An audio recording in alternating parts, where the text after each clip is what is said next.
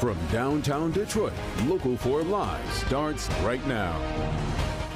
Thanks for joining us on Local 4 Live, everybody. I'm Jason Colthorpe in for Nick Monticelli, and today I did get the memo about taking the tie off. There, that's a little better.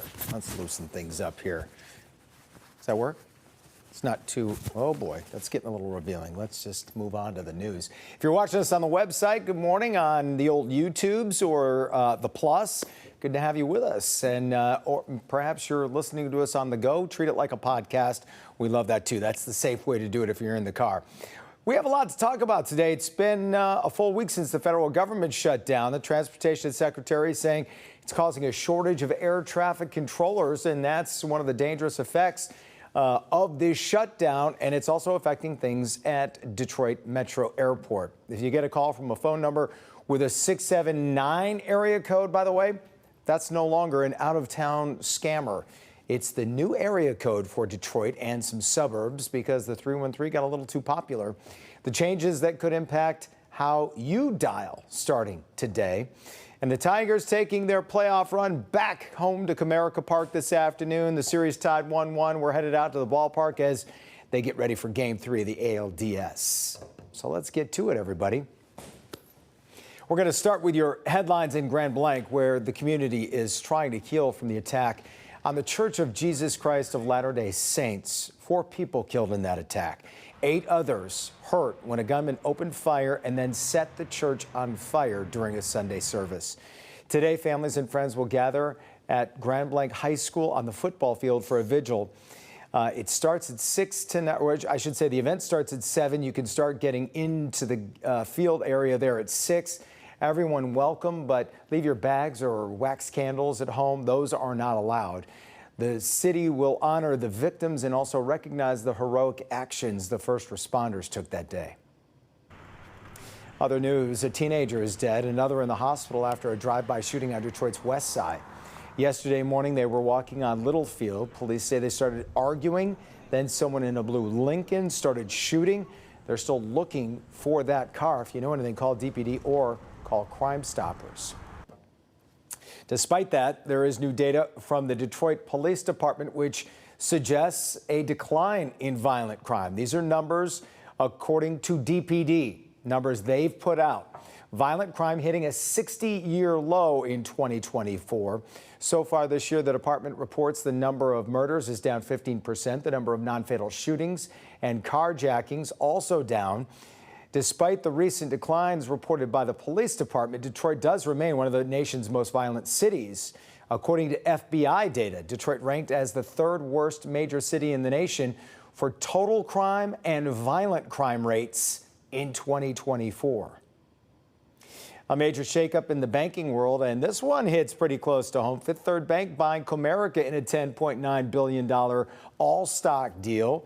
The merger will create the 9th largest bank in the country with nearly $290 billion in assets. Comerica shareholders will get Fifth Third Bank stock in the swap, and the new company will be headquartered in Cincinnati, which is the home of Fifth Third. What does it mean for Comerica Park? Could it be renamed in the future? The answer is yes, and it will be, according to the Detroit News. They say a rebrand is coming, but likely not until the 2027 season. While the name on the stadium is up in the air, we know it's going to be Comerica all of next year as well, and possibly the year after. We know fans are painting the town orange today as they go to the Copa. Monday was a rest day and recovery day for both the Tigers and the Mariners as they gear up for games 3 and 4. It'll be Jack Flaherty on the hill today for the Tigers. First pitch 4:08. A.J. Hinch says the team needs to feed off that home crowd energy. I think our guys will enjoy being back in Detroit. You know, put on the English D, the white unis. Our crowd should be electric. I'm proud of our guys for enduring the last couple weeks with, you know, some good baseball to get us here.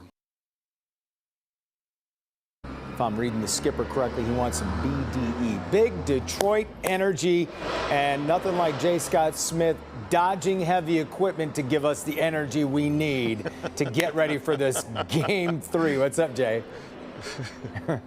Nothing says big Detroit energy quite like what's happening out here right now. Good morning, everybody. We're here at Comerica Park and joined right now by Chef Mark. We've been here all morning long kind of getting people ready for what they're going to experience, the postseason Comerica Park experience. And Chef, when it comes to the Comerica Park experience, no matter what time of year it is, it's always about the food. And we've clearly got a lot of different options happening today. We are postseason ready. We have a bunch of fun specials all over the concourse for everybody to enjoy.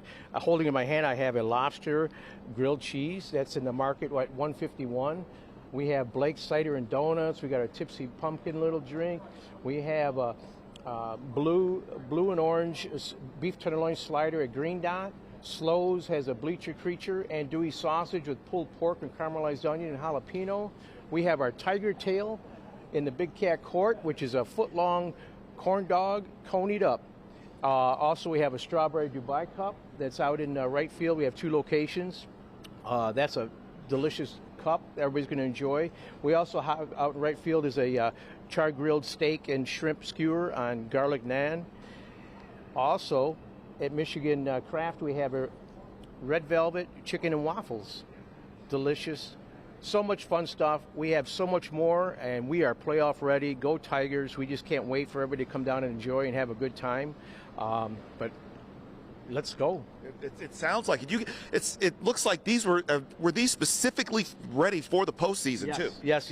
Yeah, we perfected them all year long. Just played with them, and the recipes are perfect. And now we're ready. We're ready for the fans to try them. And what do people have in store for this here? This is just a little bourbon. It's a vanilla and cinnamon bourbon spiced little cocktail. It's served right in the pumpkin. It's called the Tipsy Pumpkin. That's available on the concourse as well. Also, we have Blake's Cider and Donuts over here. But yeah, a bunch of fun fall stuff all over the concourse, and just can't wait for the fans to come down and enjoy a good postseason baseball. Chef Mark, as much as people enjoy the traditional food that you would normally get at a baseball game, this is next level, and it is phenomenal. The chili dog is what we've been talking about all morning long, too. The Coney dog, that's the Coney-style corn dog, foot long. The tiger tail. The tiger tail, yep. That tiger tail looks phenomenal. So anybody who wants to come out, who is coming out here, going to be getting into Comerica Park for Game 3 today, you got a whole lot of options in front of you, food-wise, definitely. And remember, wear your orange. I got my road cap on. Make sure you wear your orange today, because it's going to be an orange out for Game 3, as hopefully the Tigers can retake the lead in the American League Division Series. Let's go back into the studio with Jason Colthorpe. Hey, Jay, you are right. When you say next level, that tiger tail, Chef Mark always is good at stepping his game up, but that is stepping your game up right there. We look forward to that. It's amazing, man. It's absolutely amazing. And you were talking about how good it smells, too. Just a corn dog and a coney. I'm in. That's baseball food if I've ever seen it. All right, Jay. He's been out there all morning long enjoying all of this. The food looks good, smells good. So, folks, when you get there, make sure you save some room for food. And do you think the Tigers are going to win Game 3 at home today? That's our question of the day. Vote by using that QR code, or you can go to the website. If you answer no, we are shipping you out of town, just so you know. And you're not going to be allowed to watch this show anymore. It's going to be a little bit of a rainy day out there, so you may have to pack your poncho if... Right. Maybe not even if you're worried about the game, but if you're tailgating, things like that. You know, a lot of activities going on outside the ballpark, and so, yeah, dodging the rain definitely before that first pitch. But, you know, Jay was talking, it's an orange out. I don't think it's going to be a rain out. So that's the good news, is that even the rain that we see, it's not going to wash out plans. But there's that live look, tarp on the field, and that's smart. You know, Heather Nabosny, she knows what she's doing over there. He said that it started to drizzle, I think, in the 6 o'clock hour, and so I think that's why he's on the concourse right now. Exactly. So, yeah, they're, playing it safe this morning, as we'll be in and out of those chances. And you can see on Exact Track 4D, we've been looping more of a regional view for you and illustrating that cold front. So the cold front now pushing through the city. It takes a little while for that cooler air to build in, but you can see the rain on either side of the front kind of sandwiches it. And so we were stuck in the middle of that drier slot for a while. And now that rain behind the front is starting to inch in. So here is live Exact Track 4D. I'm going to zoom in even closer for you to show you where that rain is falling. And so we're taking a closer look at West Bloomfield, down into Farmington Hills. That does stretch up towards Oxford, and even some heavier rain just west of Rochester Hills. That's where a pocket of the more heavy showers. Rest kind of steady, light to moderate rain crossing the area. Let's head on over, though, just by, I would say, Utica towards Mount Clemens and almost down towards Roseville and that I-94 corridors where we have a pocket of some rain off on the east side. Then going as far west as Washtenaw County, especially north of I-94. You're getting into Dexter, Chelsea, and north of there where we do have some rain. And so that's going to continue to fill in throughout late morning and into midday. Another live look at Comerica Park where you might encounter a sprinkler or two now, but that heavier rain hasn't quite made it over the ballpark. We've fallen a degree, though, so 69 degrees in the city, 66 in Ann Arbor, 64 in Pontiac, 68 in Monroe. And we will have wind shifting. You can already see that shift up into Pontiac where that front has pushed through. So now we go from a south-southwesterly flow of air to north-northeasterly flow, and that's going to create cooler conditions as the day rolls on. So falling temperatures today, hitting the peak in the upper 60s, right around 70 this morning, and really upper 50s by the time we get to the dinner hour. We'll map out that hour-by-hour look at the rain chances coming up in just a few minutes. All right. Hey, we did need some rain. We did, and at least if we're going to hold on to a chance right around that first pitch, a poncho would take care of it. Like something you can like fold up, put in your back pocket. There you go. Don't even have to worry about bringing the bag in. Piece of cake. Yeah. You're the best. We know that. Oh, thanks. This next one's for you as well because it applies to you. Detroit growing out of the 313 because Ashley has that 313 area code. But what is it, 76? I originally did, and then they changed it to 734 back in the day. You're not a 313 anymore? No, I'm 734. I looked it up. All lies. Whose number is that? That is probably my work number that I don't even know. Oh, all right. We'll get into what you need to know about the new 679 area code that goes into effect today. I just thought that would be fun to know exactly what your number was to go into that tease, but all right, well, call this number and You see didn't where even you have my get.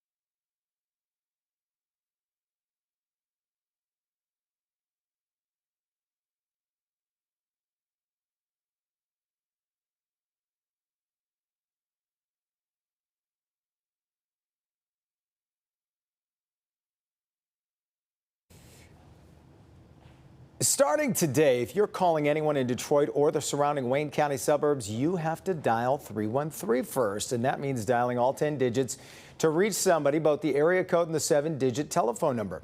So why do you have to make that change? Well, it's because the state says it's running out of available numbers in that famous 313 area code. Happens in a lot of places around the country, and instead of issuing new 313s from now on, it'll be a 679 area code. Now, to break down these changes, we're joined by Ryan McEnany. Did I get that right, Ryan? Yep, you did. Look at that. Director of the Telecommunications Division for the Michigan Public Service Commission. So walk me through how this comes about. You just ran out of 313s? Yeah, after almost 80 years of 313 being assigned for that area code, with the evolution of technology, new devices, there's just the high demand on numbers, and it's inevitable that area codes do run out of numbers. So 313, after some splits over the years, we're just reaching that point that the number's running out and we need to have a new area code assigned to this area. The next question is, how did you land on 679? Did you get to choose that, or is that assigned? It's assigned by the NAMPA. It's the North American Numbering Council, our planned administrator. They assign those numbers, so we don't get to pick and choose which numbers we want. I know it's not flashy like the 313, but that's the area code that is assigned, and it's just an overlay. So it's nice because the 313 isn't splitting. They're just putting this area code on top of the existing 313 service area. When when everybody was getting cell phones and more people were using cell phones just for home phones, and like landlines were kind of going bye-bye, I thought, oh, this is going to help zip codes kind of have a longer life probably. But I'm guessing that just not enough numbers get landlines go by the wayside to make up for the gap of people getting cell phones. Yeah, there's just so many technology devices out there that's creating that demand on the numbers. So you have the cell phones, which is another demand on those 313 numbers. But even if you think about it, your car, you have like OnStar associated it with your car, different smart devices, tablets. It's just that greater demand. So you might not use these numbers in calling, but you need a telephone number for these devices to work. And that's what's really pulling that demand. So 313 is running out. It's projected right now, the first quarter of 2028 is when the 313 numbers will be completely run out of the available numbers, but that's fluid. It all depends on numbering demand. By the way, do you know the exact number of how many 313 numbers there are? I try to think, the combination has got to be astronomical. Yeah, I don't have the exact number. It is something that we could reach out to NAMPA for. But yeah, for how long 313 has been here, since 1947. Yeah. So yes, there are many numbers associated with that area code. But it's inevitable. It's happening all across the country that area codes are just running out. Well, in New York, they made a whole, this happened, and it became a whole episode of Seinfeld back in the day. I don't know if you remember that, where people, Elaine had to get the new number, and people no one wanted to date her, and they thought, oh, you must be from somewhere else. I can't associate with you. Yeah. I don't know if you remember that one. Oh, yeah, for sure. Yeah. And the biggest thing is, because 313 is an identity, and the biggest thing is that it's not going away. So if you have that number, it's not going away. I know there was a lot of concern of, oh my gosh, I'm going to lose my number. That's not the case. And like I said, even though 679 is now coming into play, there's still a couple of years left of available 313 numbers before that kicks in. So hopefully that puts a lot of people at ease that 313 is there to stay. It's just the numbers do run out. And hopefully our crazy neighbor who always walks into our apartment will just keep associating with us, even though we have a 679. Ryan McEnany, thanks so much for your time this morning. Appreciate the breakdown. It's going to be an unusual change. You're welcome. Thank you. Good to talk to you. Get ready. Hang on. If you have one of those 313s, folks, hold on tight. Ashley's back to time out the rain again today, and let you know what you can expect for the rest of the week. That's coming up next. And we're going to take you to one of Michigan's most unique haunted attractions because, yeah, it's October in the D, and it's a nightmare.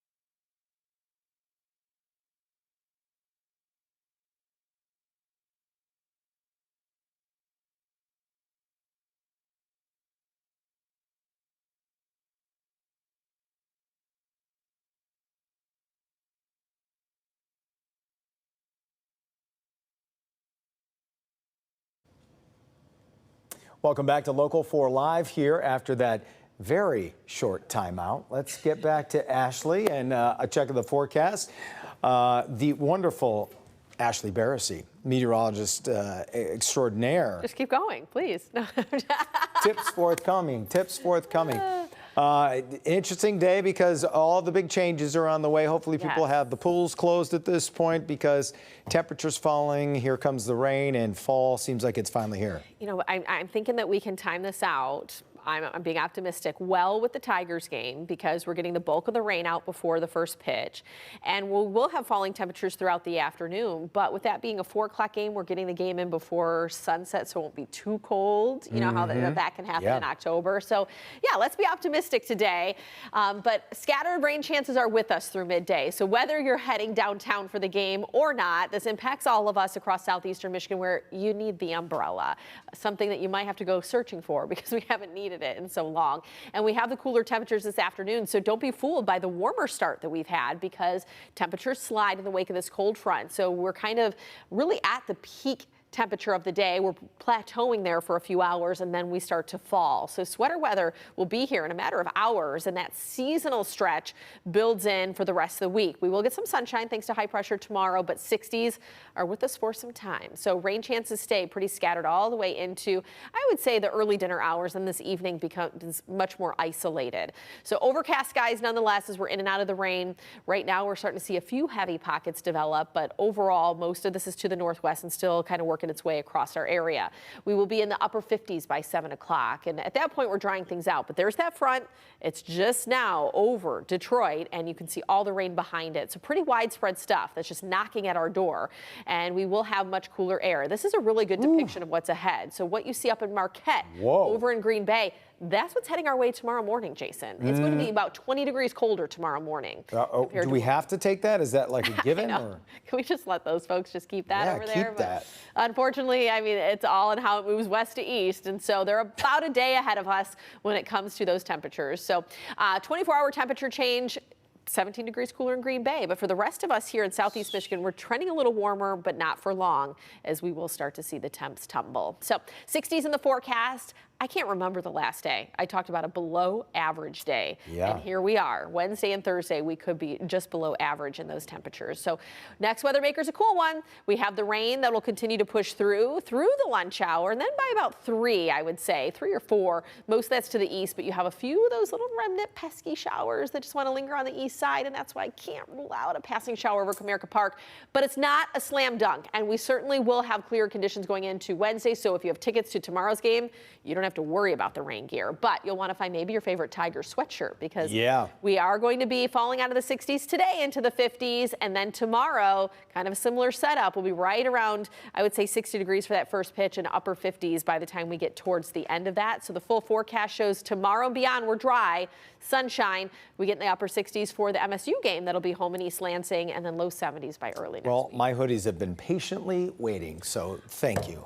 I know. I've just kind of been in, like, I don't want to wear my summer attire. I want to put the fall gear on, but it's just been too hot. I know. I'm ready for it.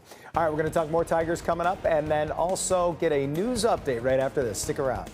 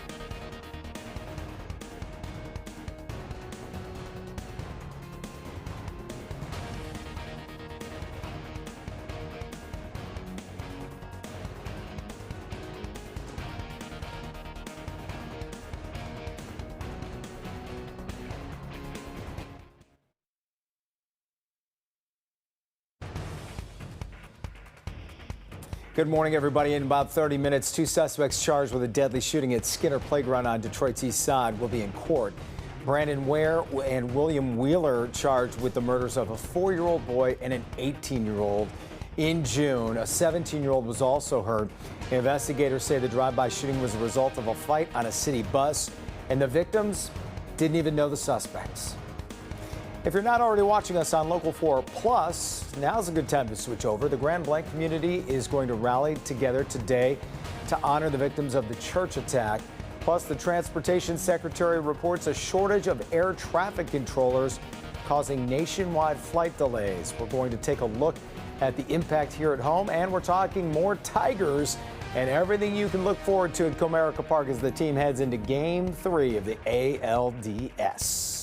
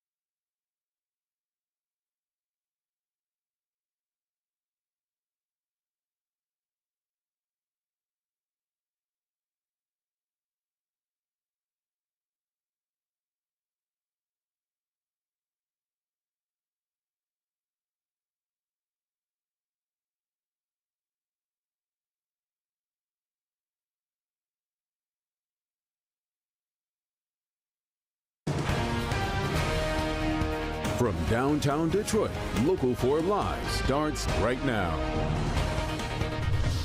Good to have you with us on Local 4 Live, everybody. And for Nick Monticelli today, I'm Jason Colthorpe. We're going to head back out to Comerica Park there and take a look at the field. The tarp is on as the rain is falling in parts of Metro Detroit this morning. But it shouldn't be a rain out today, where the Tigers are hosting the Seattle Mariners for Game 3 of the ALDS. Series knotted up at 1. As they play the best of 5, and Detroit with the home field advantage now for this. Can they get it done at home and win this series without having to go back to Seattle? Well, the team on Detroit Sports Plus had some strong opinions on that. Let's take a listen.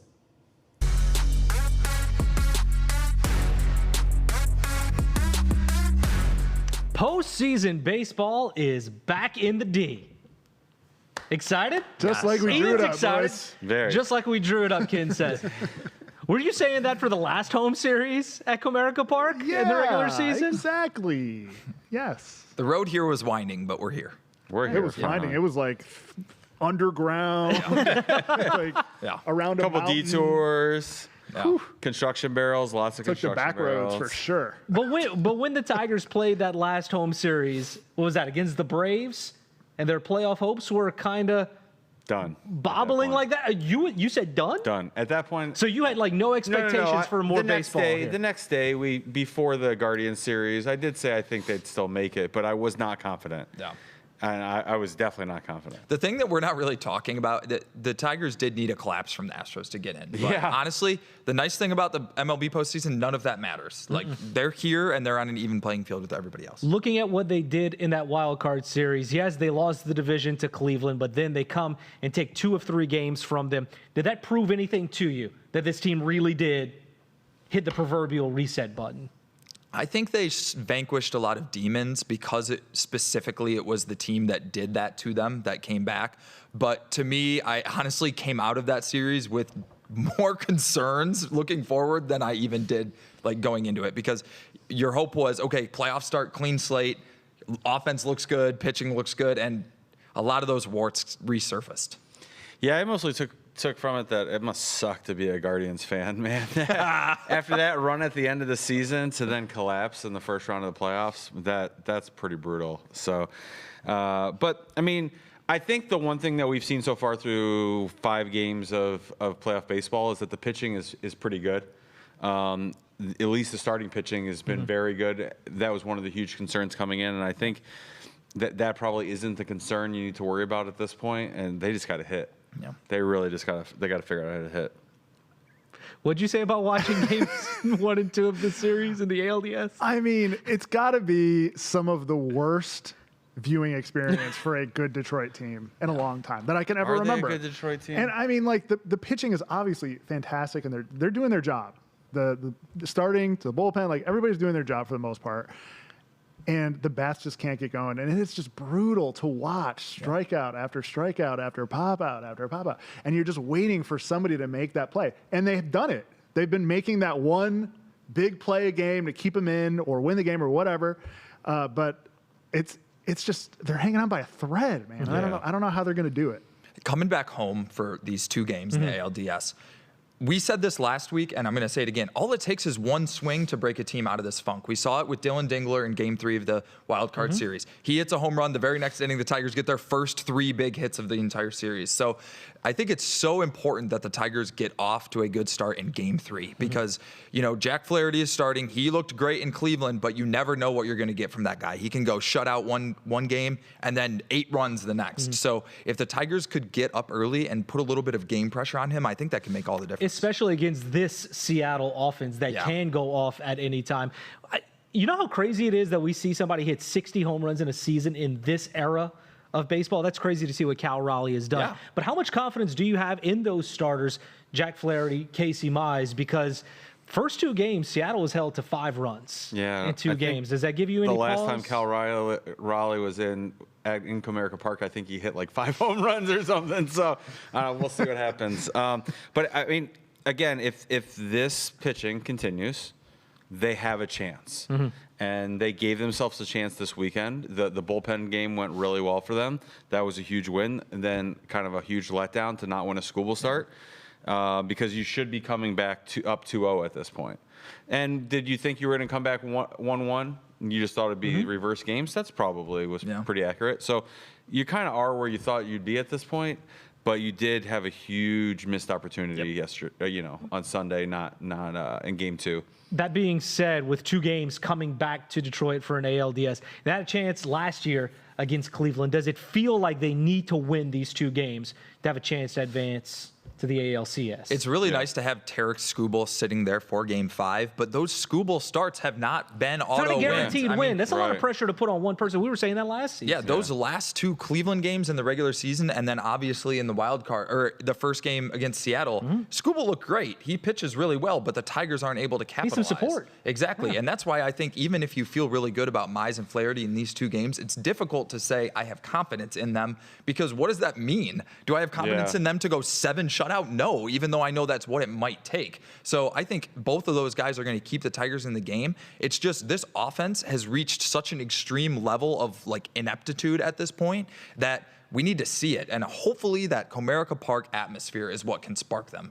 Coming back home for the first time since 2 weeks ago when things were really bad, if that could just light a little bit of a fire, I think the Tigers could win this series in 4. Yeah, their goal has got to be to not go back to Seattle. Yeah. That's hands down. It's not a realistic expectation to expect your pitcher to not allow any runs ever. Right? Yeah. And so like every time one run allowed seems like a mountain for that Tigers offense. Like they got so lucky yesterday with those 2 runs and where Torque hit that ball. Yeah. I mean, it was the perfect place to hit that ball. Look at game 1 with McKinstry's hit. Yeah. I mean, that was the perfect Right up the placement. middle. That was the perfect placement. But you can't. I mean, you just can't play like that. It's not going to end well eventually. They have to stop leaving guys on base. The number of runners left on base in the last couple of weeks has just been, and specifically in the playoffs, has been really bad. What you guys were saying though is the Tigers have struck out in so many big spots. If you put the ball in play, you give yourself a chance. The first 2 games in Seattle were a perfect representation of that. I mean, Torque, like you said, he got jammed a little bit, but you put the ball in play, you hit it hard, you've got a shot. And then what happened immediately after that? He's the go-ahead run on second base, strikeout. Tigers don't score. Very next inning, Mariners take the lead right back. The Tigers didn't even give them time to feel the pressure of, oh my God, we could be a run away from going down 2-0. So they need to capitalize on those scoring chances. And I don't think we're blowing any minds here by saying that. It's pretty glaringly obvious. Well, A.J. Hinch said it after the wild card series. He was like, well, we have to have one thing lead to another one if we're going to win games. Yeah. And until they do that, I mean, it's kind of up in the air to see what they do in games 3 and games 4. Looking ahead, though, a lot of baseball to play in this series specifically. But if they don't make it to the ALCS, how do you view this season? I want to hear you guys first. I mean, I think it's a disappointment for sure. I mean, I think with the year that they had, sans September, they should be a team that competing for the American League pennant. And if they're not even competing for it, I think it's a disappointment for sure. Yeah, I agree. And I think it maybe even has more to do with just the collapse at this point. I won't forget about the collapse unless they go to the World Series, I think, or maybe even win this series and show up in the the AL Championship. If they don't do that, then I think this collapse is what you think about no matter what. I'm going to take a little bit of a different approach. Preseason, I was looking at the Tigers and I was saying I think they can be around a high 80s win team that can get into the playoffs. And then anything can happen. And it's very difficult to put myself back in that mindset because the Tigers spent 5 months as like the best team in the American League.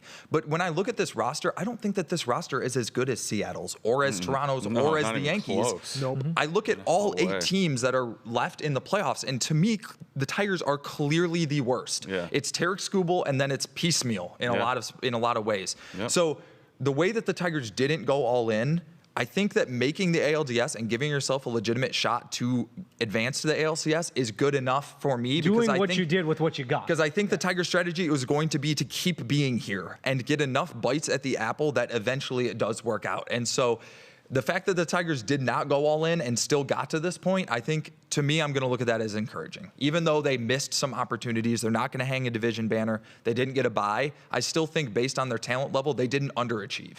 This series, though, tied up 1-1, should be interesting to see what happens at Comerica Park this week.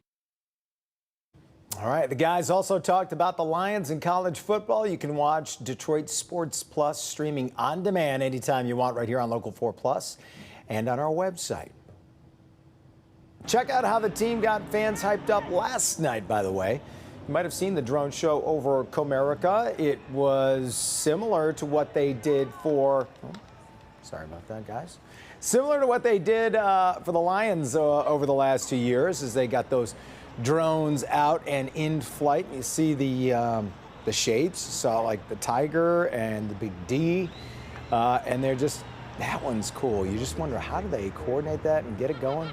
But the party doesn't stop there. If you didn't get a ticket to the game, by the way, there is a big block party planned today near Comerica. It's on Witherell, starting 3 hours before the first pitch, which is at 4:08. And tomorrow it's at 3:08. You can bet there's going to be a block party then, too. You can grab a bite, grab something to drink with the local DJs, check out the custom trading card photo booth, a whole lot more. For fans lucky enough to get inside, they have the postseason rally towel. Yep, it's orange, and you're encouraged to wear orange all postseason long. The team helping to get the color united with everybody together there in the entire metro to get the job done. Let's go Tigers. And we still want to hear if you think they're going to win Game 3 today. Unless you don't think so, then just, grab another cup of coffee. Scan the QR code there and vote. Yeah, the Tigers are going to win today and tomorrow, and they're just going to move right on to the LCS. Let's go, Tigers. The next time you fly, you may need to be prepared to wait. How the government shutdown is starting to slow down flights. Next on LFL.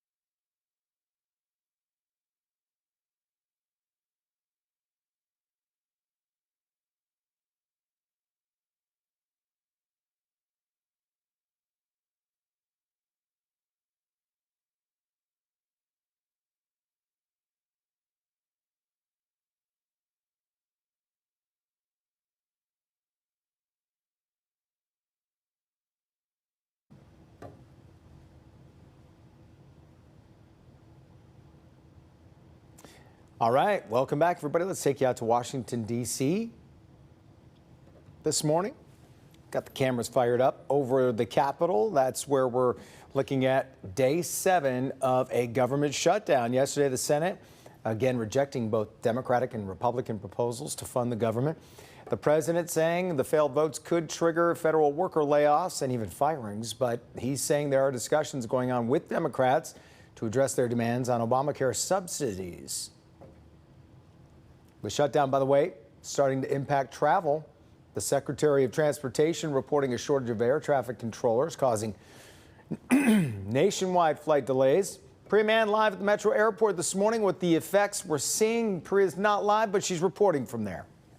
A lot of passengers we spoke with said they're getting to Metro Airport early in case there was a delay or cancellation. And of course, once they get here, these are the boards that they are glued to. We've only got a few cancellations and delays right now, the most significant one being that Southwest flight that's now departing at 12:35 p.m. But a lot of passengers paying close attention to what's happening in Washington and how it could impact their travel plans. I'm very concerned about it because, traveling with the dog and my wife, it was a big concern. Early Tuesday morning, there were only a handful of delays and cancellations at Metro Airport, but passengers are concerned it could get worse.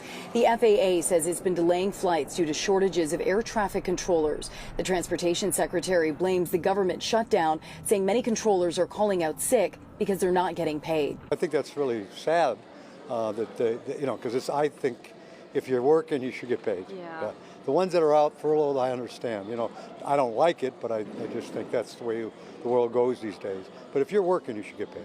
Air traffic controllers are considered essential, which means they must work even if they're not getting paid. They are, in essence, the same as firefighters, police. They're serving the public, and public lives are at stake. So I would rather see some resolution be reached. 12 FAA facilities saw shortages Monday night. In Burbank, California, it got so bad the control tower shut down, which led to delays of more than 2.5 hours. That's the way they have to protest, right? They have no other way to show that it's hurting not just them, but us. We do travel quite a bit, so hopefully this thing gets over pretty quick. Back here at Evans Terminal, the lines for TSA not doing too bad right now, but of course things could change. We've already seen a handful of delays and cancellations. Your best bet is to check ahead. You'd rather find out before you get to the airport. Of course, many passengers are hoping a deal is reached in Washington so their travel plans are not affected. At Metro Airport, I'm Priya Mann, Local 4. All right, Priya. Negotiators for Israel and Hamas meeting today in Egypt to talk about President Trump's peace plan. Today marks 2 years since the October 7th attacks. Israel and Hamas are working through the details of the president's proposed 20-point peace plan, with Arab mediators in Egypt shuttling between the two sides.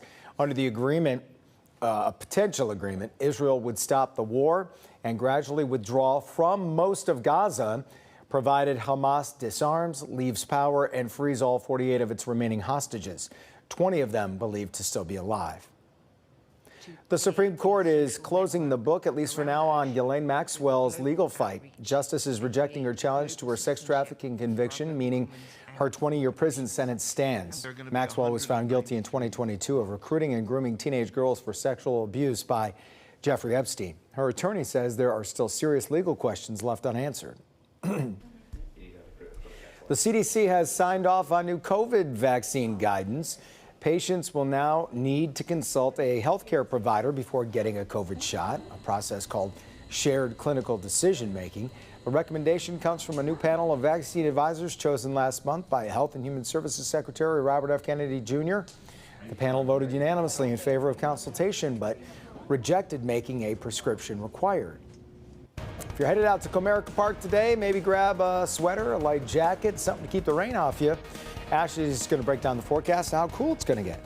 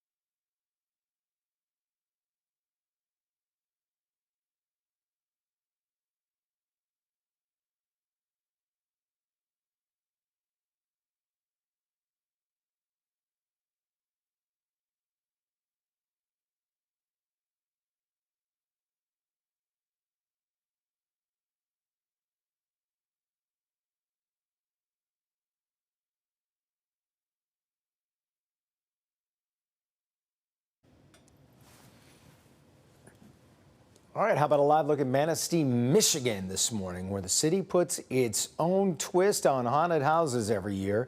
The Ghost Ship in Manistee, celebrating 25 years of scares on board the historic 1931 SS City of Milwaukee car ferry. This 360-foot vessel has multiple decks of terrifying themes with live actors, special effects, and even promises authentic ghosts. And if you look closely at that picture, oh my goodness, look at that. Wham! Runs Friday and Saturday nights through October with a special lights on session for kids on Halloween afternoon. Tickets $15 at the door. You can grab a fast pass online. If you get too scared, you can always jump overboard. Don't jump overboard. All right, Ashley's back to talk about the forecast here on October 7th, and fall finally making its way back. I know, trying to think about kids' costumes in Halloween. It's been hard to wrap your brain around it because it's been so summer-like, but now's the time. Halloween, if anything, is always pretty consistent. You're going to need something to catch the rain, and you got to bundle up. That's right. But you'll need, summer attire until about 3 days before. It always happens right before Halloween. But no, we are actually starting to switch gears a little bit today and going throughout the next several days. So scattered rain chances will be with us through midday today, becoming much more isolated well into the afternoon and evening. But we will have a cooler air mass building in. What does that mean for you? Well, well, we're really at our warmest point of the day, and we plateau here for a few more hours before we start to feel that cooler air mass build in into the afternoon hours. Sunshine and 60s are ahead, so we will be drying things out, but we just have to get past today. We need the rain. I do not want to skip over the fact we need this rain. Just wasn't great that it had to be on a Detroit Tigers game day here at home. So scattered rain chances through at least the early part of the afternoon, becoming more isolated. Can't rule out maybe a passing shower over Comerica Park, but at least the widespread stuff will be out of here. So we will be falling into the upper 50s by at least 7 o'clock tonight as we're drying things out. But here's that cold front as we've been time-lapsing the 3 hours, still kind of situated off the far east side, but widespread rain filling in behind it. And that's pretty much draping almost all of southeastern Michigan at this point. And so the cooler air mass will then really be more noticeable once the rain is out of here. It'll be a drier, cooler air mass. You see that we're right around 40 in portions of the upper Midwest. That includes Marquette, Michigan. So we wake up in the 40s tomorrow. So just a huge swing in temperatures over the next 24 hours. And it was noticeable in Green Bay, 17 degrees cooler over the last 24 hours. And so that'll kind of be our setup tomorrow, about 15 to 20 degrees cooler. High temperature forecast next 4 days, staying in the 60s. In fact, we dip just a little below average Wednesday and Thursday. We don't even know what that's like. We've been so above average for a stretch of days with several days coming in the 80s, but that's behind us now. So that rain's still around us at 11, 12 o'clock. But by 3, I would say a lot of that's to our east with just a few kind of lingering, pesky, isolated showers. And some of that developing off on the east side through the afternoon and evening, even maybe towards sunset. So that's why I just can't rule out something over Comerica Park. I want you to be prepared, but I'm optimistic that if you see something, it won't be that heavy. So Game 3 forecast today at the Copa will be right around, I would say, probably 60 degrees come first pitch and then falling into the 50s. Definitely overcast skies if we're not dealing with the rain. You get the sunshine tomorrow, but similar temperature setup where we'll be right around 60 for that 3:08 first pitch, but you don't need to take the ponchos to Comerica Park tomorrow. So rain pushes out by the time we get to later tonight, replaced with sunshine as high pressure builds in. And then if we can zip through this, you can see not any rain around southeastern Michigan really until we get into the early part of next week. So it's another dry stretch. And if you are heading out to East Lansing Saturday, great football weather. Will be right around 62 degrees for that noon kickoff against UCLA, and then upper 60s by game's end. So really a nice weekend forecast. Take in some of the fall activities fine. Yes. Either side of 70. We can't complain about that. Like that's like picture perfect fall weather, right around 70, if not upper 60s. It'd be interesting in the football game. Is UCLA for real knocking off Penn State last week, or is that just a James Franklin thing again? Oh. Or we'll find out if Michigan State can keep them bad, as they supposedly are, UCLA. Well, I know. Tanya over here, she's a Michigan Stater. She's like, I don't know. We'll see. But you know what'll be winning no matter what? The forecast. There we go. Yeah. And you have it right there. Since we're talking so much Tigers, we're going to look at some of the good former players and what they're doing to help out one of the all-time legends that wore a Tiger uniform.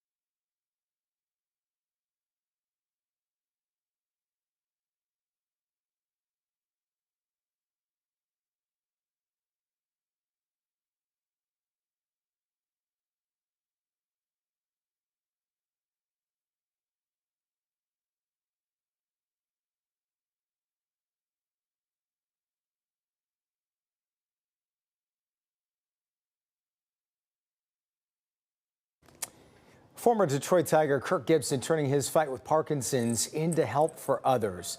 The 30,000 square foot facility in Farmington Hills that is now open, called the Kirk Gibson Center, offers programs to manage symptoms and slow the progression of Parkinson's. It's the first center of its kind in Michigan, and to some, the foundation has become a second family to them. This has been life-changing for me.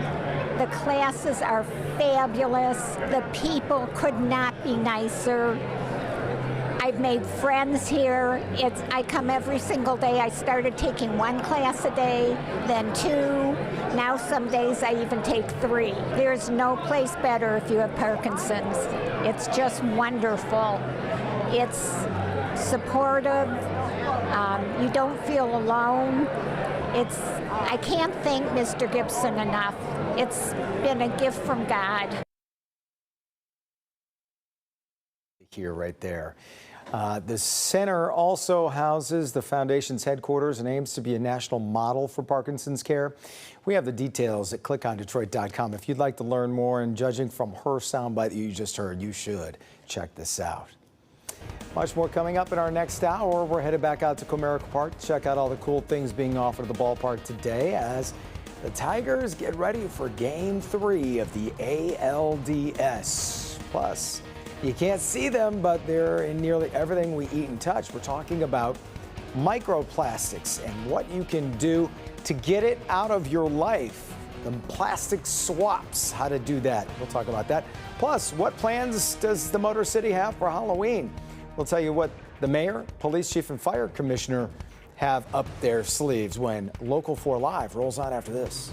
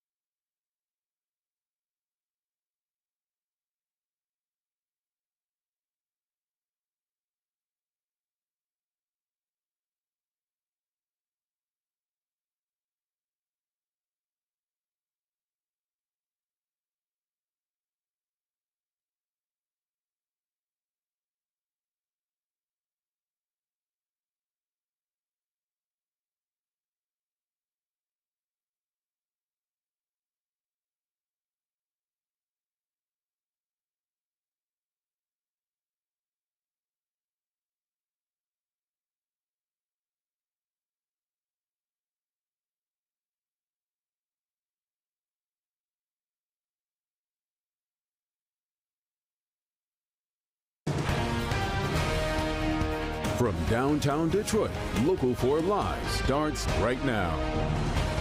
Good morning, everybody. Welcome to Local 4 Live and our 9 o'clock hour here at 9:02. I'm Rhonda Walker in for Nick Monticelli.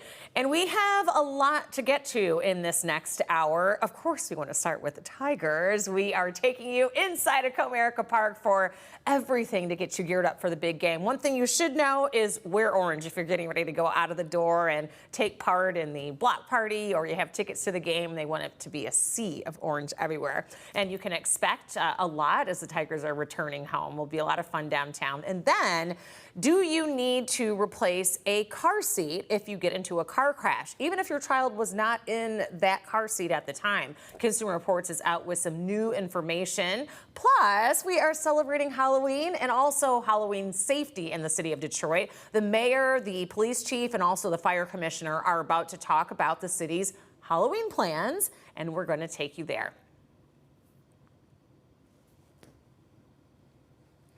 Turning now to your headlines, and one teen is dead, another in the hospital after a drive-by shooting on Detroit's west side. We brought you this as breaking news yesterday morning at 9 right here. Police are saying that the teens were arguing on Littlefield when someone in a blue Lincoln drove by and started shooting, killing a 14-year-old and injuring a 17-year-old. Police are still looking for that vehicle. So if you know anything, you are urged to contact the Detroit Police Department or remain anonymous and contact Crime Stoppers at 800-SPEAK-UP. And with another tragic murder in Detroit, the police chief, the mayor, they are acknowledging a drop in crime in the city's overall homicide cases, non-fatal shootings, and carjackings. They credit a presence in the community with both officers and community groups for the drop. However, FBI crime statistics still show that Detroit is still among the most violent cities in America. In 2024, Detroit had the third worst total crime rate and the third worst violent crime rate among major cities. Now we have a merger to talk about, and it's a major one in the banking world. This one hits close to home as well. We're talking about Fifth Third Bank buying Comerica Bank for $10.9 billion, all a stock deal. The merger will create the 9th largest bank in the country with nearly $290 billion in assets. Comerica shareholders, well, they are going to receive Fifth Third Bank stock in the swap, and the new company is going to be headquartered where Fifth Third Bank is headquartered in Cincinnati. So what does this all mean for us here? We have a lot of Comerica banks, and we also have Comerica Park where the Tigers play. It could be renamed in the future. We don't know what the name would be, but Comerica Bank does tell us at the Detroit News and others the rebrand is coming, but it will not likely happen until the 2026 season. Now let's talk about the Tigers. They are home, and that is after winning the AL Wild Card Series in Cleveland and then splitting the first 2 games of the ALDS in Seattle on the road. Monday was a travel and recovery day for both teams as they gear up for the game today at 4 o'clock at Comerica Park. Who will be on the mound? It will be Jack Flaherty on the mound for the Tigers. Again, the first pitch is going to be at 4:08 this afternoon. A.J. Hinch says that the team is ready to feed off of the home crowd energy. I think our guys will enjoy being back in Detroit. You know, put on the English D, the white unis. Our crowd should be electric. I'm proud of our guys for enduring the last couple weeks with, you know, some good baseball to get us here.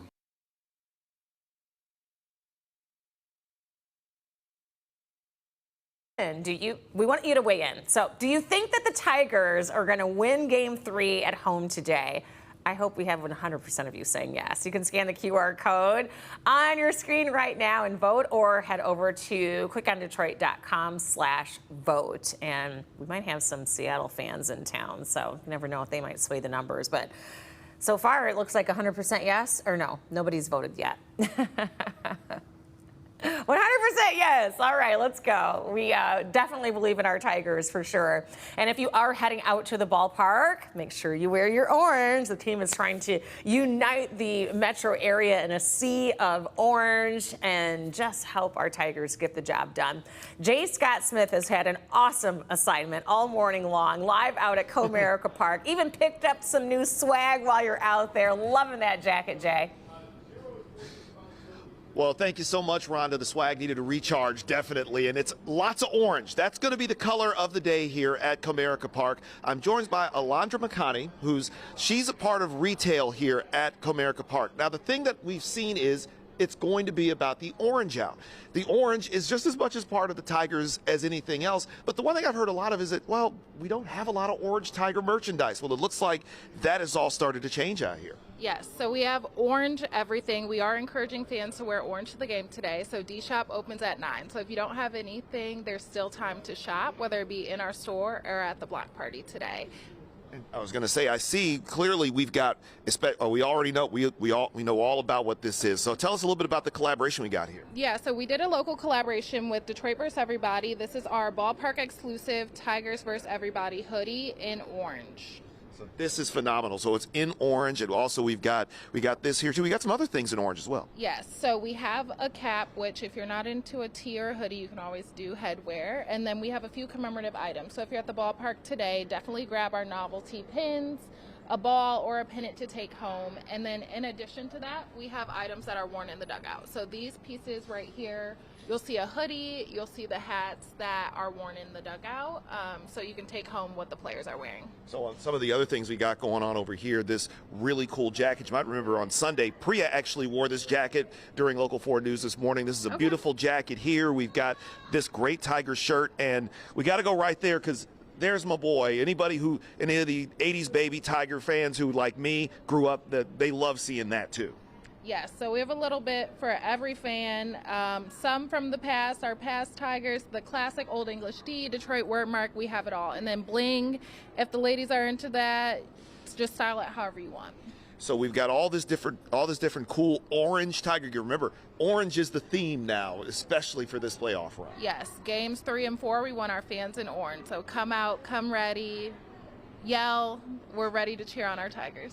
So thank you so much. This is Alondra McConney here with the Detroit Tigers. And clearly, as mentioned, orange is the color of the day, including this thing right here, because we can't forget, no matter how much orange, no matter how much we throw the Tiger in there, the Old English D is always going to be a part of everything out here at Comerica Park. And hopefully get the Tigers 2 wins. So don't have to worry about going back to Seattle. We can start talking about the American League Championship Series. First things first. Let's get a win today and get this thing rolling. Let's take care of business. And please tell Alondra save me a small in the D shop. I have got to have that sweatshirt she's wearing. It's so cute. We are going to Rhonda, I will make sure we will find a way to get one of those. Yes, get one of these just beautiful, sweatshirts that she's wearing too.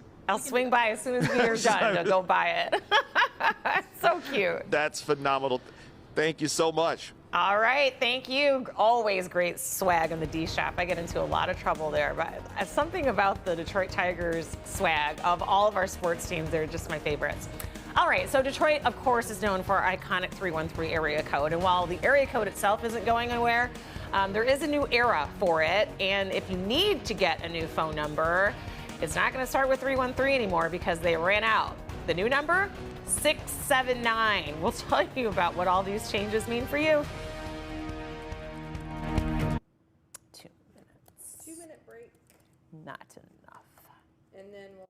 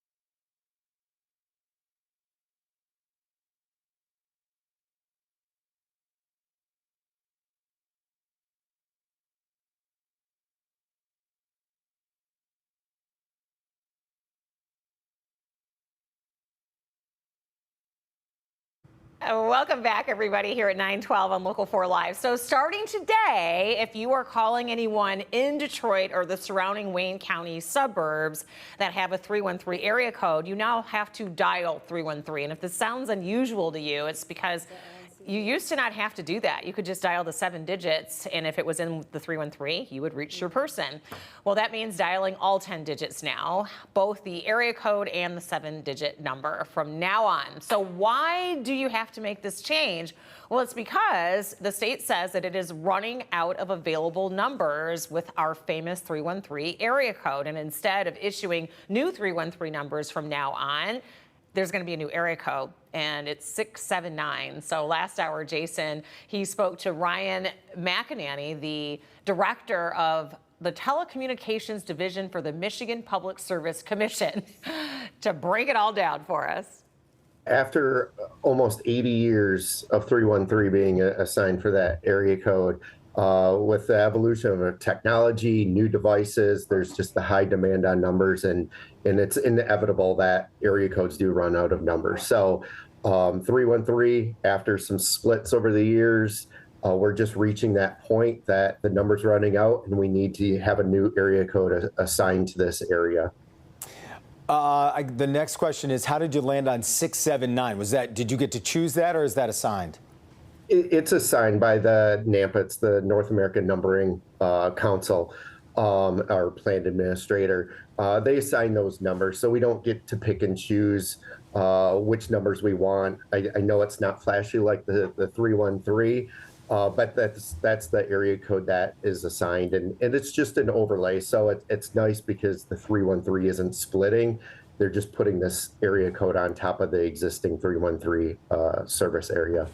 When everybody was getting cell phones and more people were using cell phones just for home phones, and like landlines were kind of going bye-bye, I thought, oh, this is going to help zip codes kind of have a longer life probably. But I'm guessing that just not enough numbers get landlines go by the wayside to make up for the gap of people getting cell phones. Yeah, there's just so many technology devices out there that's creating that demand on the numbers. So you have the cell phones, which is another demand on those 313 numbers. But even if you think about it, your car, you have like OnStar associated it with your car, different smart devices, tablets. It's just that greater demand. So you might not use these numbers in calling, but you need a telephone number for these devices to work. And that's what's really pulling that demand. So 313 is running out. It's projected right now, the first quarter of 2028 is when the 313 numbers will be completely run out of the available numbers, but that's fluid. It all depends on numbering demand. By the way, do you know the exact number of how many 313 numbers there are? I try to think, the combination has got to be astronomical. Yeah, I don't have the exact number. It is something that we could reach out to NAMPA for. But yeah, for how long 313 has been here, since 1947. Yeah. So yes, there are many numbers associated with that area code. But it's inevitable. It's happening all across the country that area codes are just running out. Well, in New York, they made a whole, this happened, and it became a whole episode of Seinfeld back in the day. I don't know if you remember that, where people, Elaine had to get the new number, and people no one wanted to date her, and they thought, oh, you must be from somewhere else. I can't associate with you. Yeah. I don't know if you remember that one. Oh, yeah, for sure. Yeah, and the biggest thing is, because 313 is an identity, and the biggest thing is that it's not going away. So if you have that number, it's not going away. I know there was a lot of concern of, oh my gosh, I'm going to lose my number. That's not the case. And like I said, even though 679 is now coming into play, there's still a couple of years left of available 313 numbers before that kicks in. So hopefully that puts a lot of people at ease that 313 is there to stay. It's just the numbers do run out. Well, I used to have a 313 number, and then it was 810, and then it was 248, and now there's 786 and 586. So 679 is just a sign of the times. It's no longer that way, the way it used to be. All right, so, but we all are part of the 313, so we at least have that. It has been a while since we've had any rain around here. We know we need it, and we're getting it right now. Ashley is timing out when it could get heavier before the Tigers game. Hopefully it stops by then. She'll let us know if there's any impact or if you're going to be out there for the block party, how you should dress accordingly when we come back.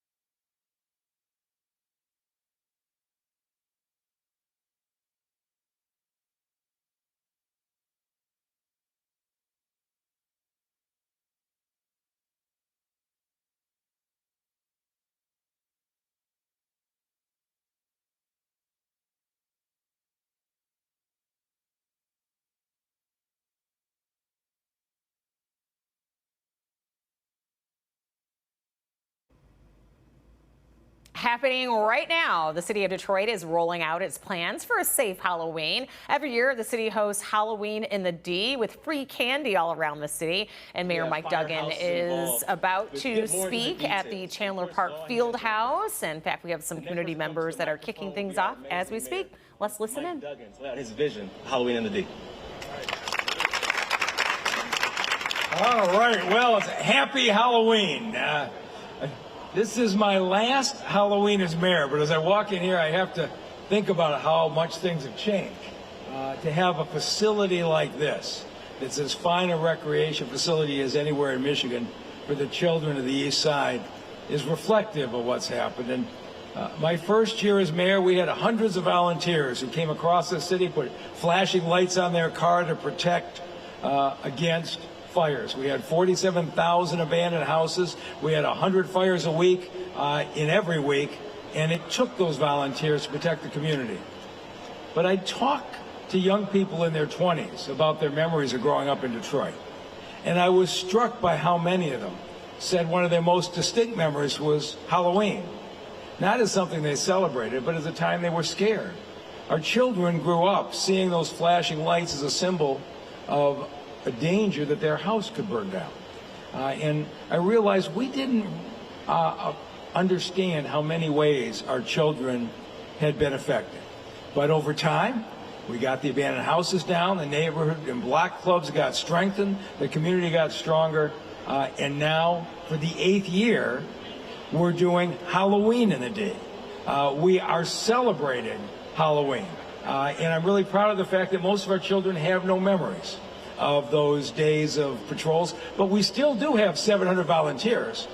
Those 700 volunteers come out to staff 35 locations, 14 rec centers, 11 police precincts, 10 firehouses, 35 locations of joy and celebration in addition to what's happened in the neighborhood. It's made possible by our sponsors, by our Department of Neighborhoods, and our Recreation Department.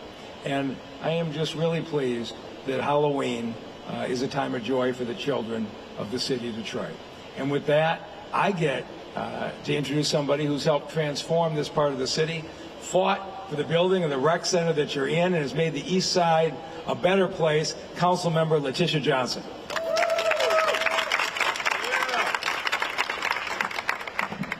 Thank you all so much. This is an exciting time in the city of Detroit for Halloween in the D. The mayor talked about memories. I remember, so I grew up on the west side when I used to trick or treat on the number streets. And I remember going to a facility and they would give you a big old shovel full of candy, and that was the only thing we had to do.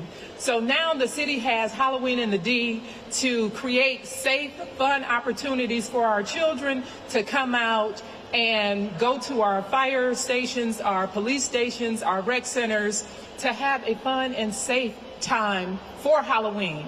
And so I'm really ecstatic that this is a facility that will be open for our children, for us to have trunk or treat here.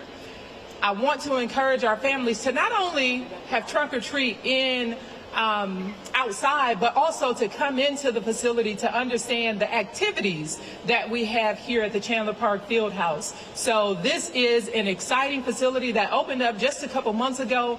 A lot of our residents have not had the opportunity to experience it, and so I encourage our families to not only do trunk or treat here, but to come in and see how you can utilize this facility all year round, not only for your children, but for you as well.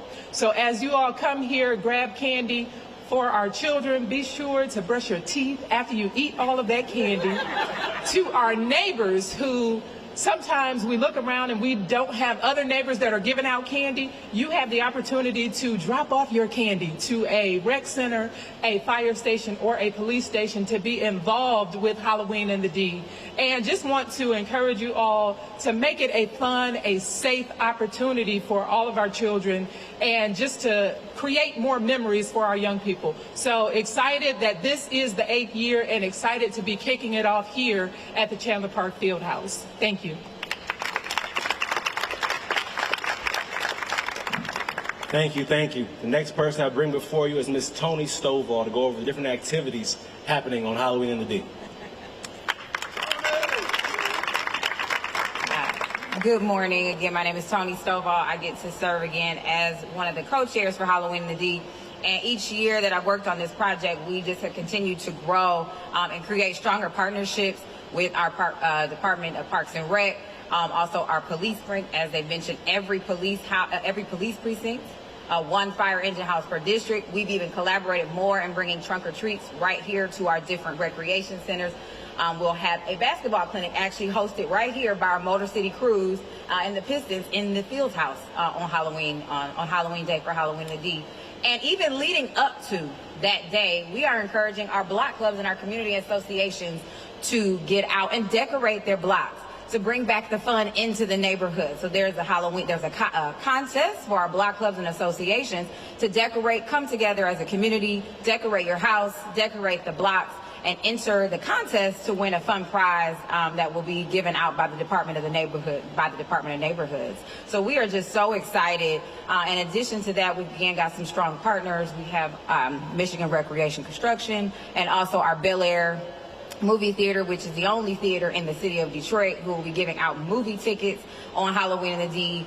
And we can't, again, do this without our volunteers. So if you're looking to be a part and to join, head to halloweeninthed.org, and then you can look at all the different activities that'll take place and also sign up to be a part of all the fun, even if for the child and the child at heart. So we look forward to seeing you on Halloween night. Thank you. Good morning. Good morning. We're excited to partner again with the Department of Neighborhoods, the Fire Department, and the Detroit Police Department. We take pride in being a source of fun for the city, and spooky season is no different. And so, like everyone has told you, all of our rec centers will be open. We will have activities at our rec centers, so please make sure you come out, bring your children out. And if you're in this neighborhood, please come to the Chandler Park Fieldhouse. There will be candy giveaways, live DJ, food trucks, fun, and clinics, not just in the basketball, but also on the field. We are also having our Scare Fest October 25th at Chandler Park, Palmer Park on the west side. And so we are excited. This is the 4th year of us doing it big. And it's going to be even bigger this year. We have a zombie theme. We have extended the course of our scary hayride. And so it's from 5 to 10 on October 25th. Bring your children out, and like Tony said, your children at heart. And next I would like to bring up Chief Bettison. Well, good morning, and it is definitely spooky season, and the Detroit Police Department is ready and we're prepared, and our neighborhood police officers at each one of our precincts, it's like a competition for them. And so over at the 11th precinct, they always have the haunted house. At the 12th precinct, they have a hayride. At the 10th precinct, they're going to have the DDOT haunted bus. And so what I tell you, if you want to know the relationship between the Detroit Police Department and the community, it is in good shape, because when you come out, you will see parents bringing their kids by the thousands to our local police precincts. They go to the firehouses too. But at the precincts, our neighborhood police officers really get into it. They actually cook hamburgers. They're cooking hot dogs. And so it's just going to be a great time. And of course, we're going to have our officers out on patrol. And I encourage everyone, because it's a lot of children that'll be out crossing the streets, etc., to slow down, and I'm going to have my traffic enforcement officers out too, because we want to ensure that we're providing a safe environment. So this is an exciting time, and I look forward to seeing you all out there. And our neighborhood police officers just want to thank you in advance, because you're all doing a phenomenal job. It's going to be a lot of candy. Thank you. Making all the suburbs jealous. You want to be in Detroit for Halloween. What a fun time all across the metro area. You heard there from Chief Bettison. The police precincts, there's about a dozen of them, along with firehouses that are going to be hosting trunk or treat giveaways. Also all the decorations, so make sure your kids are ready. They come in their costumes. Some of the events start at 4, others start at 5 on Halloween. And then they're there at the Chandler Park Field House, that new facility on the east side on Chandler Park, where you can go on Halloween as well and have a lot of fun there. And not to mention that Palmer Park Scarefest that was on October 25th.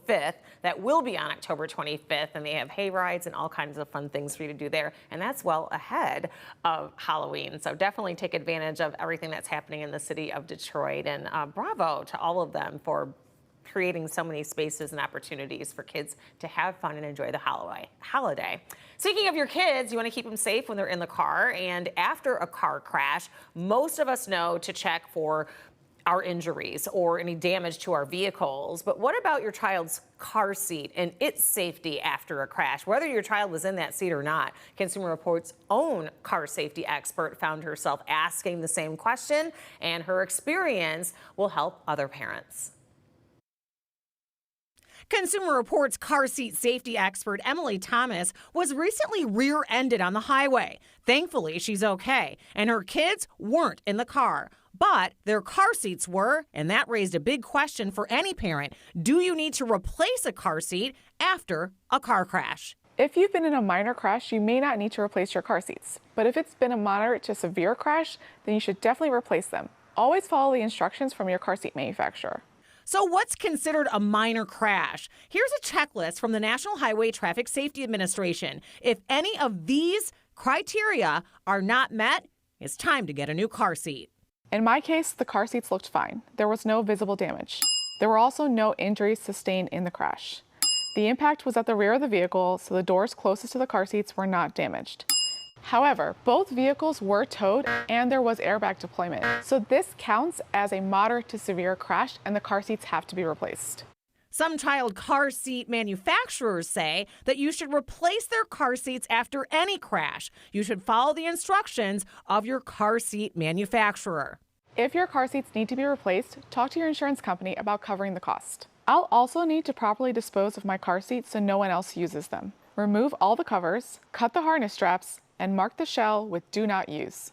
Even when your kids are not in the car, make sure their car seats are properly secured so they don't become projectiles in a car crash. And if you have a booster seat, buckle it in. When riding with your kids, make sure that your child is properly harnessed, snug, and at the correct height. And you can also search for recalls on the Consumer Safety Product Commission's website. So much more to come here as we gear up for our next half hour. While they're too small to see, they are everywhere. We're talking about those tiny little microplastics that are showing up in so many of our different foods and food prep items that we're eating it. And we're going to break down the health risks when we come back, and also the simple swaps that you can make in your kitchen to reduce your exposure to plastics.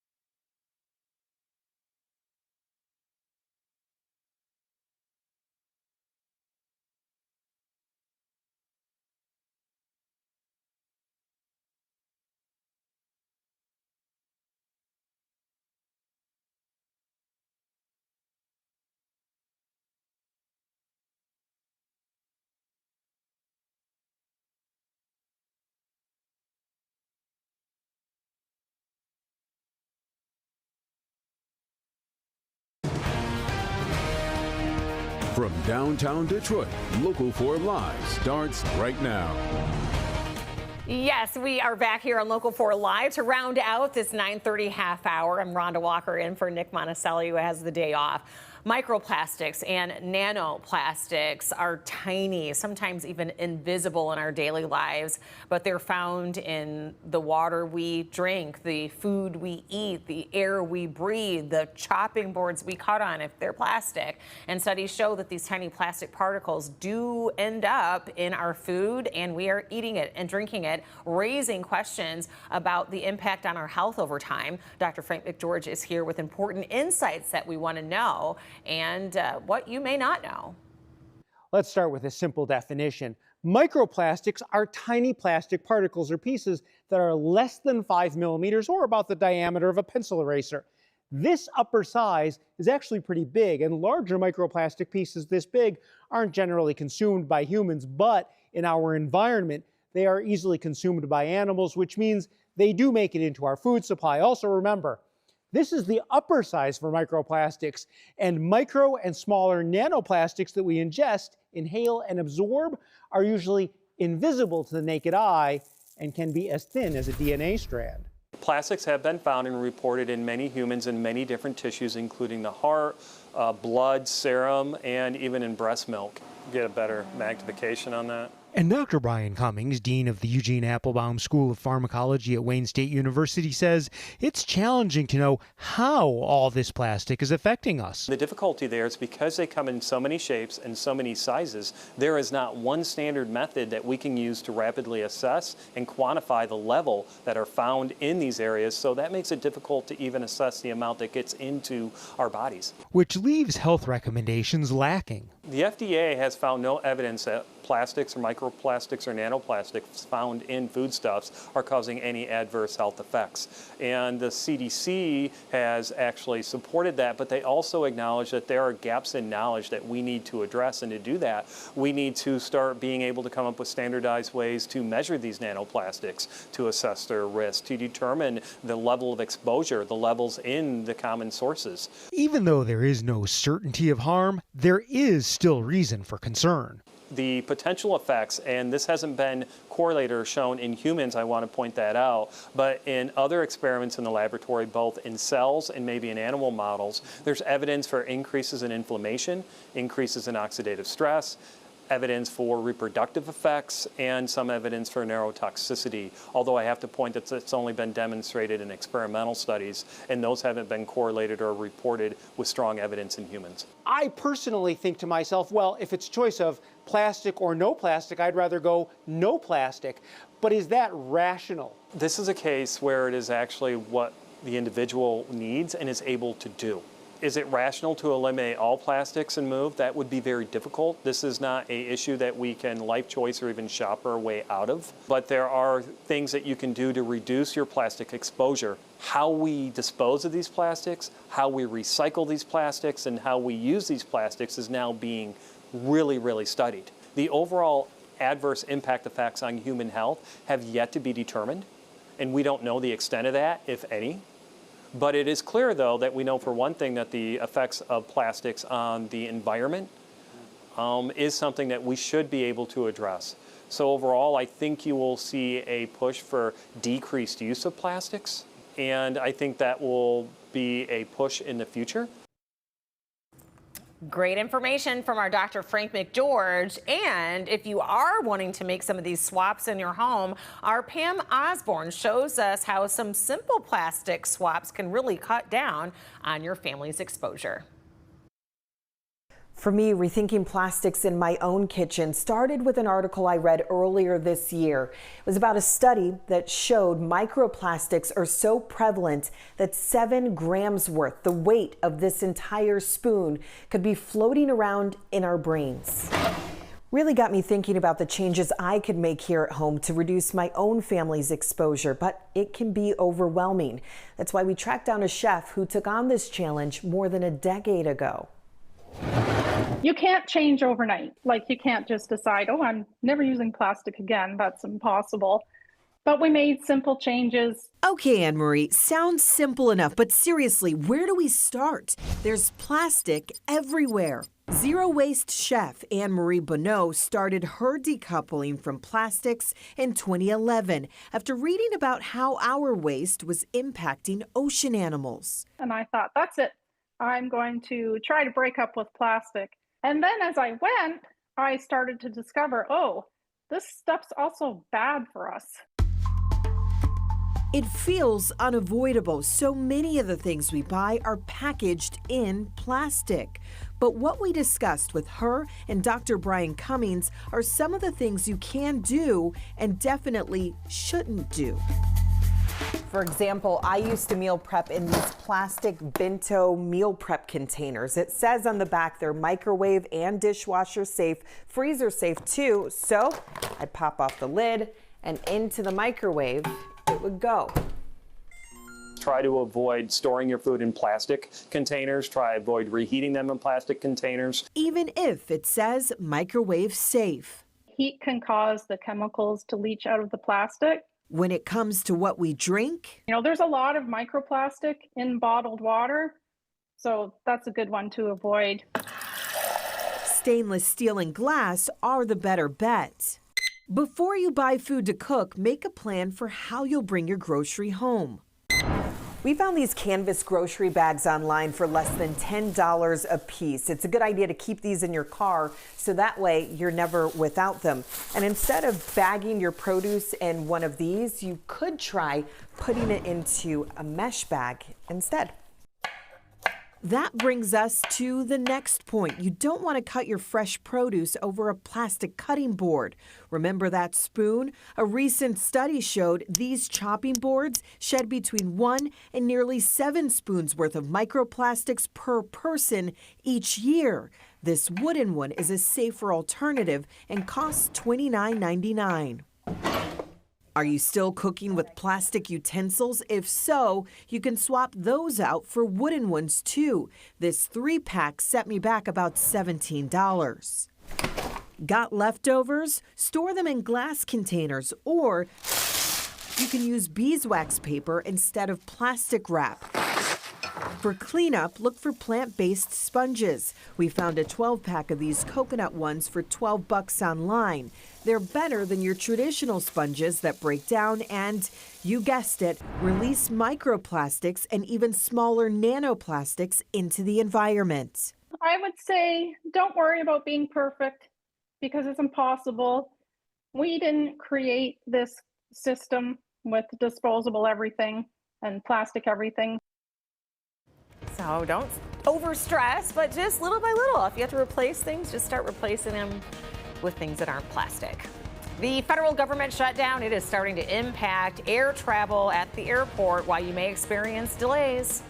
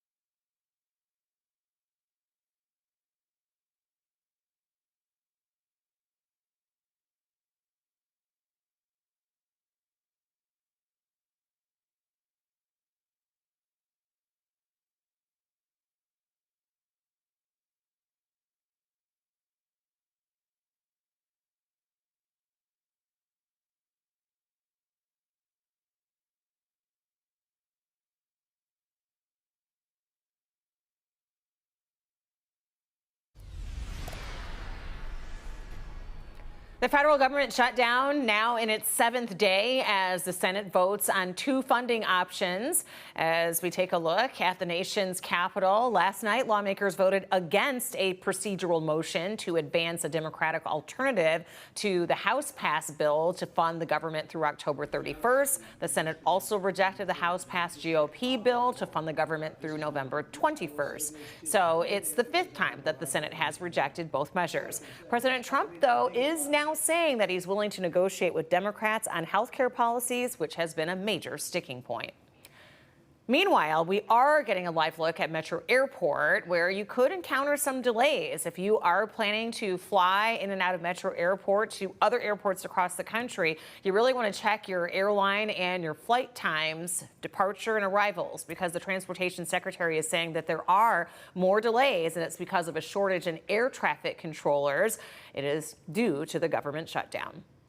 I'm very concerned about it because, you know, traveling with the dog and my wife, it was a big concern. I think that's really sad because I think if you're working, you should get paid. Yeah.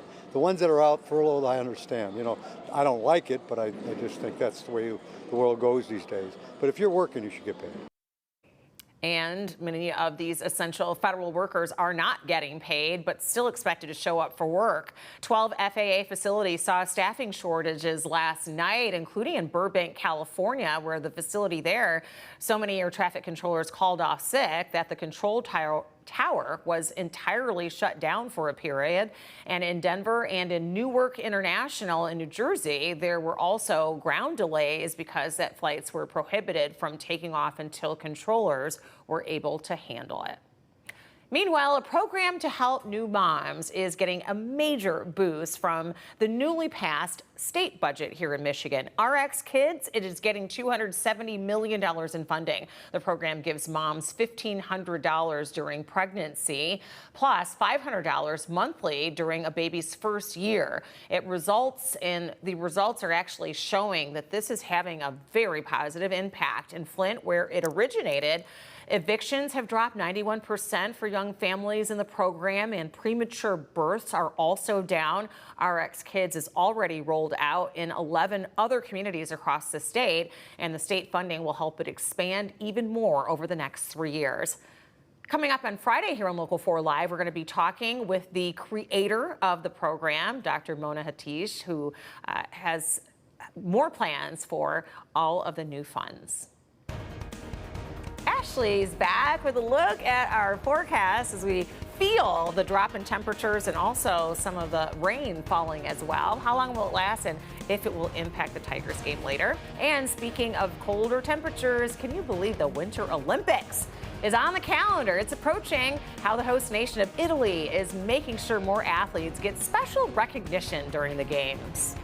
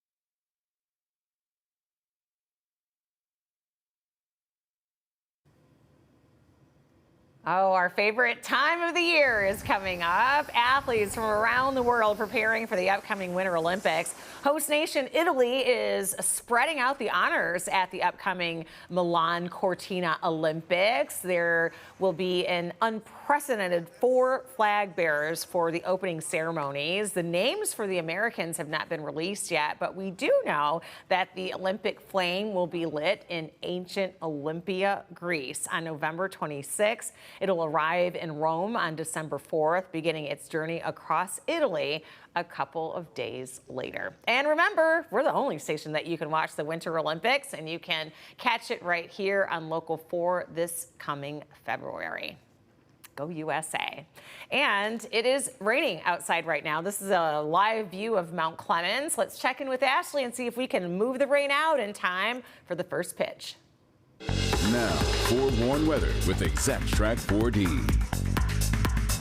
But we will continue to work our way through scattered rain chances through the mid-afternoon, and fingers crossed that we can get most of this out of here by the time we get to the first pitch today of ALDS Game 3 at Comerica Park. However, just to make sure you're prepared, you want the umbrella off and on today, and you also want possibly a sweater this afternoon, as we will have temperatures falling when they typically are ticking upward. For that peak heat of the day in the afternoon, not so much. We plateaued through the morning hours, and then we're falling into the afternoon. Seasonal with sunshine, so 60s, that's ahead in the next few days. But in the meantime, mapping out these scattered rain chances through almost the dinner hour before becoming much more isolated into the evening. So hourly forecast today, just because there's a shower storm chance doesn't mean that you're necessarily seeing this. This will be scattered variety over the next several hours, but turning mostly cloudy, especially as we get past sunset. And so cooling off, will be about 20 degrees cooler tomorrow morning than where we started today. You heard me right.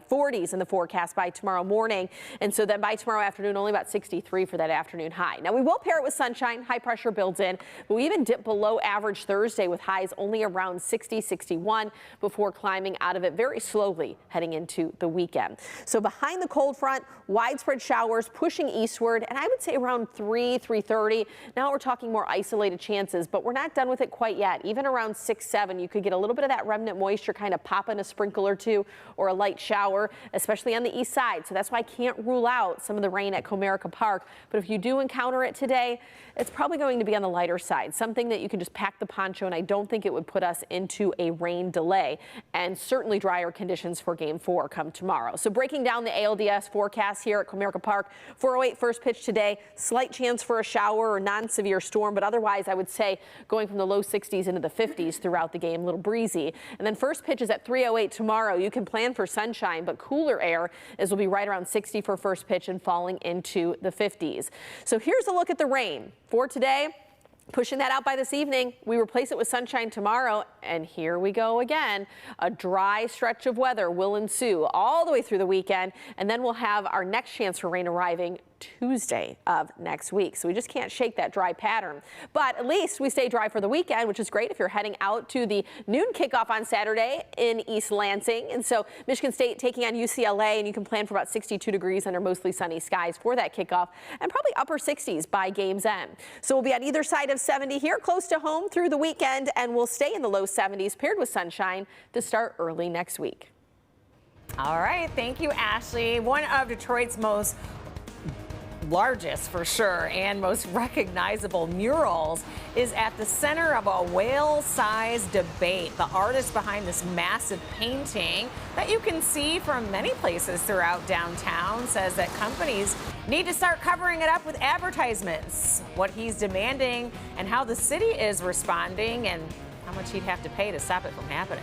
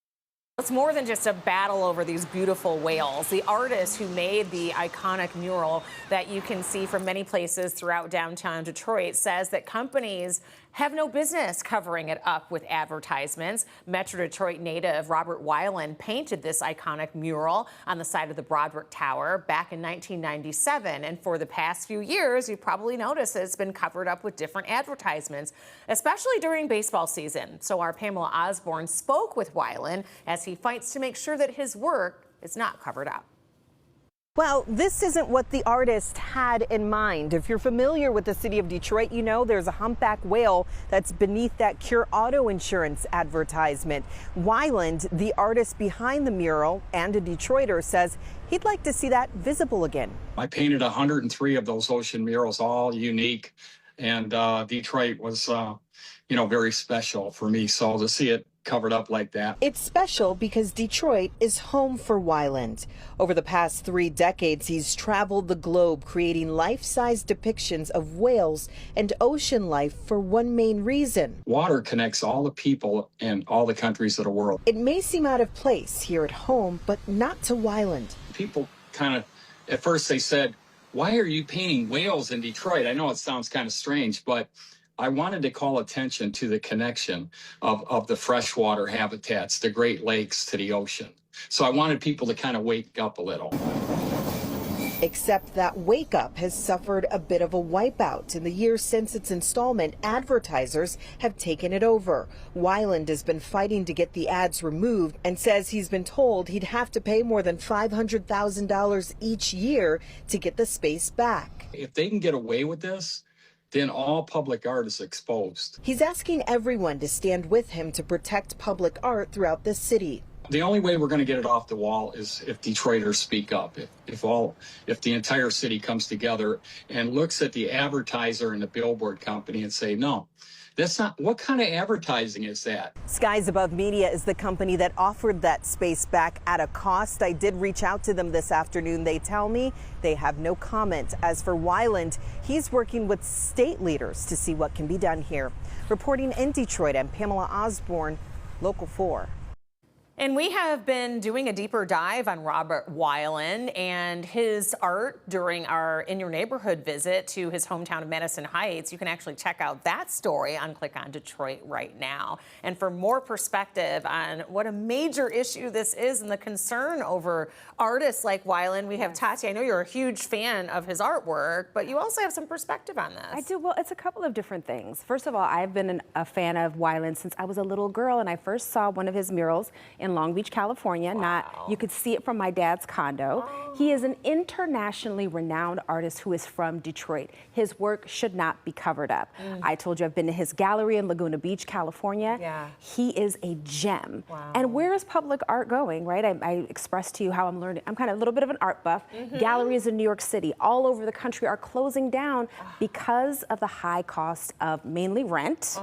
And everyone says it's a corporate thing, but where do we make room for art? Where do we make room for public art like that? Exactly. That's a gem for us to show off in Detroit. Yeah, and it's heartbreaking to see it covered up. It really is. It is. And then especially to know the story and know that Weiland's one of our own. Like, at least don't do it here. Right. At least not here. I mean, I almost cried when I saw the Weiland mural here because I was like, I'm home. Yeah. First time I moved here, so yeah. You're like, all right, this is where I'm supposed to be. That's well, right. we're supposed to be talking about what's coming up on Live in the D at 11. We have a few seconds. Consumer Reports Week. We're talking about candy corn. Are you a fan? I am. Okay. But I tend to eat too much and I get a stomachache. Yeah, same here. So that's going to be our Couch Club question. We've got a jam-packed show.